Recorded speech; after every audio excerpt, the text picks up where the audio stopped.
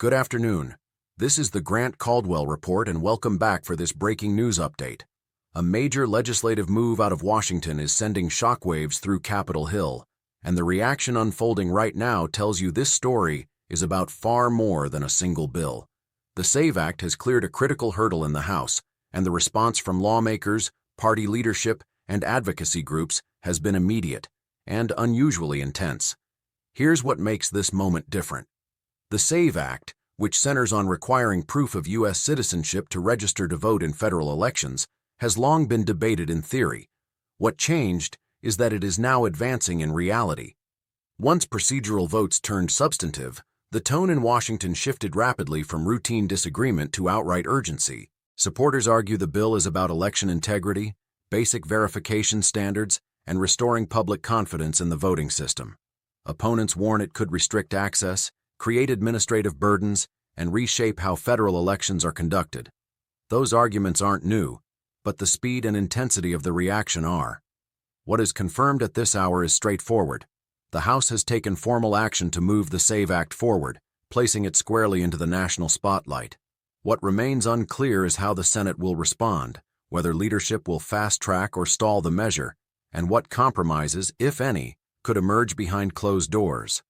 The reason this matters goes beyond voting policy. Election-related legislation sits at the fault line of trust in government. Every procedural step carries symbolic weight. That's why the response to the SAVE Act has been so sharp, not just from lawmakers, but from media outlets, political organizations, and legal analysts who understand what's at stake if the bill becomes law. The urgency you're seeing is not accidental. It reflects concern over precedent, power, and control of the electoral framework itself. When election rules change, even incrementally, the ripple effects can last for decades. As this story develops, separating what is confirmed from what is being claimed will be critical. Noise is already building, narratives are forming, and pressure is mounting on both chambers of Congress. So the question this morning isn't just whether the SAVE Act passes, it's what this reaction reveals about confidence, control, and the future of election governance in the United States. Here is what is confirmed regarding the SAVE Act and where it stands now. The SAVE Act is legislation that would require proof of U.S. citizenship when registering to vote in federal elections. Supporters state the goal is to standardize verification practices and prevent non-citizen voting in federal contests. Opponents argue the requirement could introduce barriers for eligible voters who lack immediate access to documentation. What is not disputed is procedural movement. The House has taken formal action to advance the SAVE Act, moving it out of preliminary stages and into an active legislative pathway. That action triggered immediate responses from party leadership, election officials, and advocacy organizations on both sides of the issue. It is also confirmed that the bill does not change eligibility rules for voting themselves. Citizenship requirements for federal elections already exist under current law. The SAVE Act focuses on how eligibility is verified at registration, not who is legally allowed to vote. According to legislative summaries, acceptable documentation under the bill would include government-issued proof of citizenship, with provisions allowing states to integrate verification into existing systems. The bill would apply to federal elections only, leaving state and local election frameworks otherwise unchanged. No Senate vote has yet taken place. Senate leadership has not committed publicly to a timeline for consideration, and no final outcome is guaranteed. That uncertainty is a major driver of the reaction unfolding now. It is also confirmed that the White House has signaled opposition to the bill in its current form, citing concerns over voter access and administrative impact.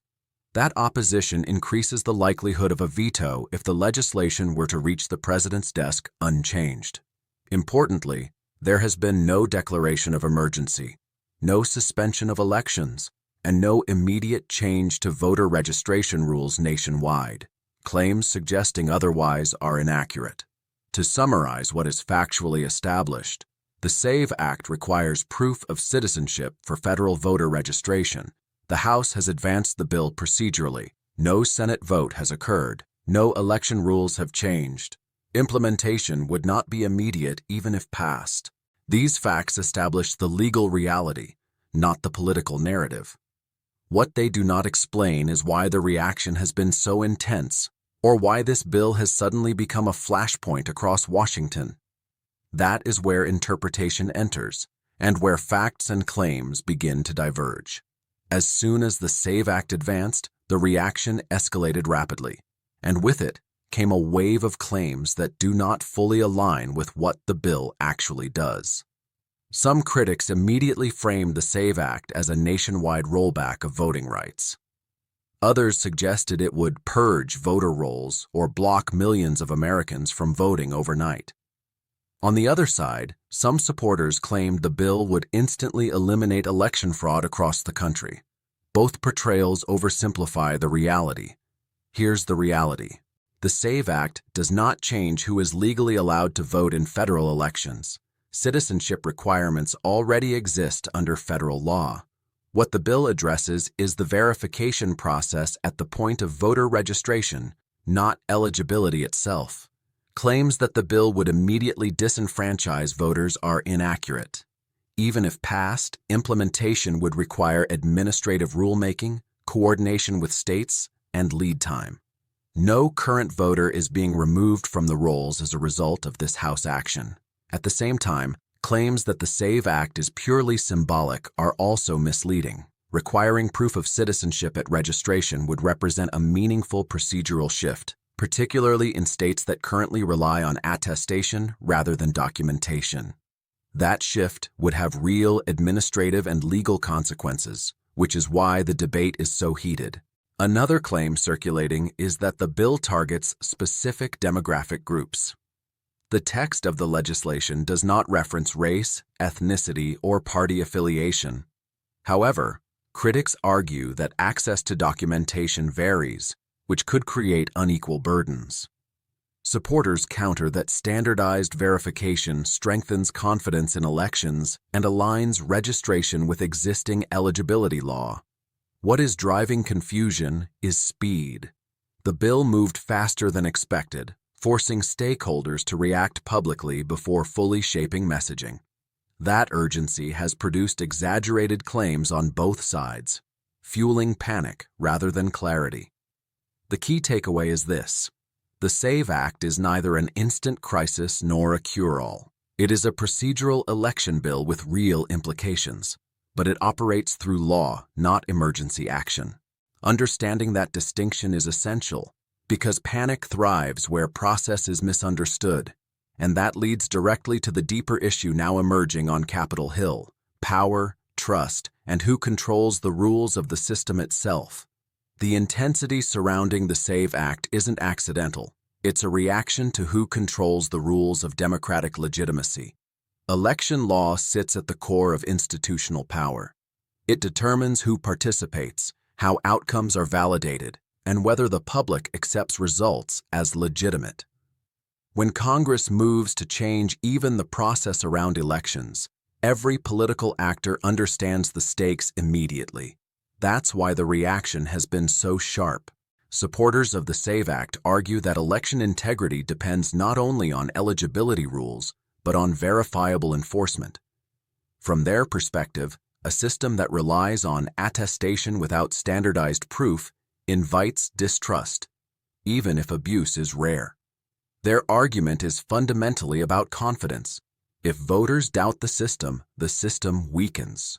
Opponents see something different. They argue that adding verification layers risks bureaucratic failure, uneven enforcement, and exclusion through friction rather than law.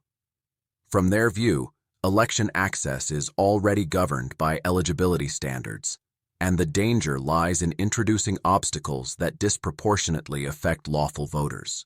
Both sides are responding to fear of loss, not just political loss, but loss of legitimacy. What makes the SAVE Act especially volatile is timing. Coming after years of disputed elections, court challenges, and institutional mistrust, any election-related legislation is immediately interpreted through the lens of past conflict. That history amplifies every move, every vote, every headline. This is also why leadership reaction has been so swift. Congressional leaders understand that once election rules are perceived as partisan tools, restoring trust becomes exponentially harder. The pressure you're seeing now reflects concern about precedent, not just policy. Accountability here is not about intent, it's about consequence. If the bill advances, lawmakers will be accountable for how it's implemented. If it stalls, leadership will be accountable for why. And if compromise emerges, both sides will have to justify it to constituencies already skeptical of institutions. That's why Washington feels tense, because no outcome is cost-free. And that brings us to the final question. What should the public actually be watching next, beyond the noise and reaction?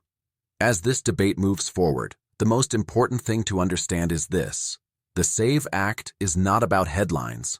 It's about process, trust, and legitimacy. The bill has cleared an early hurdle, but it is far from law. The Senate has not acted. No rules have changed. No voter has been affected. What has changed is the level of attention being paid to how elections are administered and who controls that framework. That attention is not going away. What happens next will unfold through formal channels, committee review, Senate leadership decisions, and potential negotiations. Any final outcome will involve trade-offs, amendments, or stall points. That's how legislation of this magnitude moves, even when emotions run high. For viewers, the signal to watch for is not rhetoric, it's action.